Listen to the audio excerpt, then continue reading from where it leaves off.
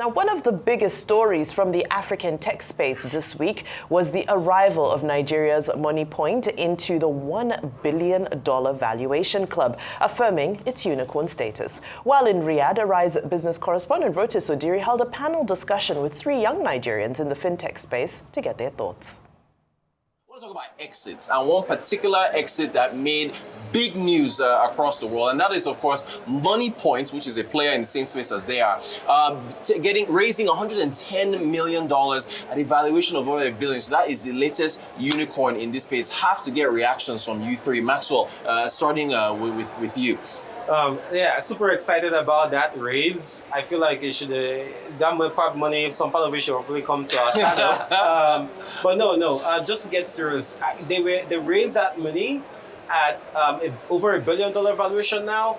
And one, it's a very positive signal to the ecosystem and its maturity. But I think the point I just really want to drive is, I actually don't, and this might be controversial, but I don't think that's a true valuation of MoniePoint. So it should be higher or lower? It should be higher, way higher. Okay. Oh no, look, MoniePoint has evolved to become like almost the anchor to financial services in Nigeria, like a fundamental infrastructure that is key. So they have, from last I looked into them, over 800,000 POS terminals, doing $12 billion in monthly payment volume. Even if their take rate is 0. I'm a bit passionate. Right, of course. Even if their take rate is 0.1%, that's what, almost $150 million in revenue. Think about that in context of multiples. If MoniePoint was probably a US company, would they be worth $1 billion today? Right? And so I think it's now, okay, that's me. That's me just channeling it away from what I think about their raise. But I think honestly, it's a good thing for the ecosystem. And I really, really love the fact that it shows that fintech it's part of what we are talking about. Fintech guzzling up a lot of investments, and that's a good signal to the ecosystem. Thank you, Maxwell. Yeah, so first of all, congratulations to MoniePoint and the whole team. Just incredibly proud of them. I think, so I've always been like super excited about, excited is the wrong word, just like in awe, impressed, right? Because I travel to different regions of Nigeria sometimes, mostly by different regions, in my village. And I remember when I started seeing MoniePoint POSs outside of Lagos and in other parts of Nigeria, because, you know, fintech sometimes can kind of be a bubble, right? A lot of our services are being consumed by people and companies in Lagos. And so as I started to travel, like go on trips and notice that, you know, distinctive blue terminal, I'm like, okay, these guys are doing something. But when I knew it was like game over, or was when I actually went to like an RSVP type restaurant in Lagos, and even they were using it. And I was like, these guys are really doing something here. And I think the main really exciting thing for me, the reason I would bet on MoniePoint, right? Because again, with devaluation and what that means about the cost of terminals, and regulation on what you can even charge for in-person payments, that can sometimes, that can make things difficult. But I think they've done such an incredible job at that distribution network. So now they can literally do anything, right? Like these guys have agents and individuals across the 36 states, right, that are plugged into their network. And so now it's just a question of like, what do we want to do? And now they have $110 million. So I think that over the next, the coming years, MoniePoint will probably become like one of the biggest banks. Proper bank. I think they'll get a license. I think there'll be a real like digital but full-blown bank, like from MFB to commercial. Sky's the limit. Sky's the limit. Shagun, your thoughts? I'm gonna try to keep it brief. The first thing is shout out to the team. I think the ecosystem doesn't appreciate MoniePoint enough. They don't get as much buzz as they deserve. You know, a lot of people don't know that MoniePoint was actually one of the underdogs. There was a time during the Team House days where they were not necessarily the cool guys. You know, I mean, pardon me for saying that, but that's just the truth. You know, they put their head down. The business has evolved significantly. So a big shout out to Tosin and the MoniePoint team. I think they've done an amazing job, and congratulations to them on the raise.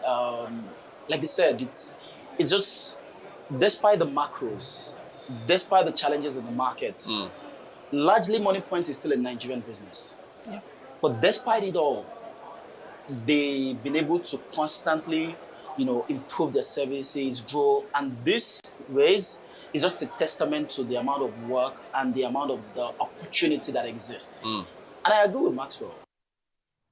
All right, so you can watch the full wide-ranging discussion Rotus had with the 3 Nigerian fintech players during the 11 a.m. hour of the Global Business Report. Looks like a very, very insightful conversation. However, we have another excerpt from a discussion, this time on Saudi Arabia's diversification drive and embrace of technology. So let's listen to that.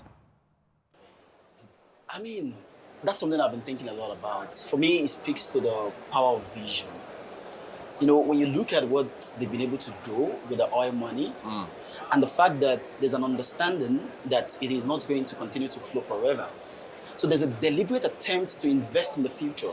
I mean, the bulk of the conversation today has been about future technology, clean energy, sustainable growth, artificial intelligence. It's been a major one. So for me, that deliberate attempt to diversify, because you understand that the future is going to be driven by technology. And the leaders in this region, they understand that if they are going to be able to participate in this changing global world, they need to be able to be, attract the ecosystem of the future, attract the technology, the investors, the thinkers, the innovators of the future. So for me, it's very impressive. I'm impressed with that level of vision. I'm impressed with the level of investment that they're making. Even just putting together a platform like this, a production like this, I can imagine how expensive it must have been.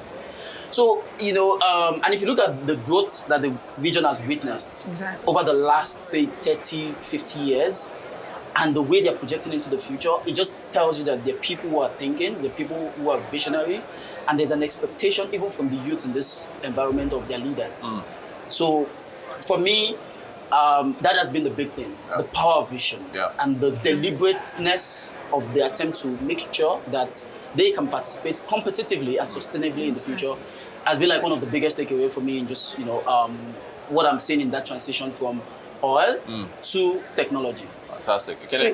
Okay, first of all, you got to stop starting with Shagun because his answers are so good, like really hard to follow. Okay. But, all right, am I rotating? Yeah, thanks. But to heavily piggyback, no, I mean, just like very spot on response. I'm very bullish on the region and Saudi too. So this is actually not my first time in Riyadh.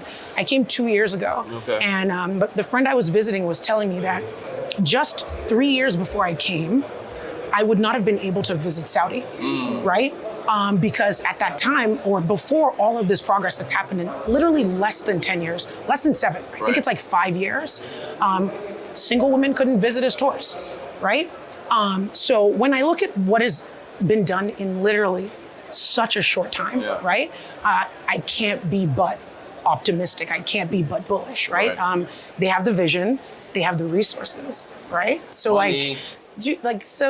what's gonna get in their way? So let's do it. Let's see where it goes. Maxwell. Yeah, great. So I think the biggest thing for me is the contrast, the dichotomy between Saudi and Nigeria, right?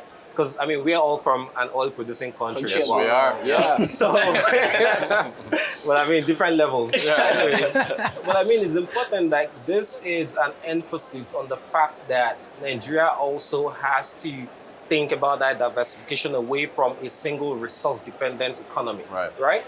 And when we think about technology, it's just not about AI. Maybe we are at this place where we should, maybe it's not, AI is also like a technology of the future, but let's even take a step back. We're thinking about agri-tech, right? We're thinking about financial services. We're thinking about healthcare, insurtech, right? There's a lot of diversification that can happen in Nigeria today. And so the biggest takeaway for me with what Saudi is doing, this power of vision, is like we need to go back home and actually begin to think from that visionary lens, from that visionary standpoint as well, right? We are entrepreneurs. Where's the world trending towards, and what can we do to actually diversify our economy, right? Oil is not going to, I mean, there's a lot of sessions on renewable energy. Exactly. But before we even get to renewable energy, there's a lot of fundamental technology that needs to be in place, and we need to build towards that as well. And so that's the biggest takeaway for me from Saudi's diversification. Great stuff.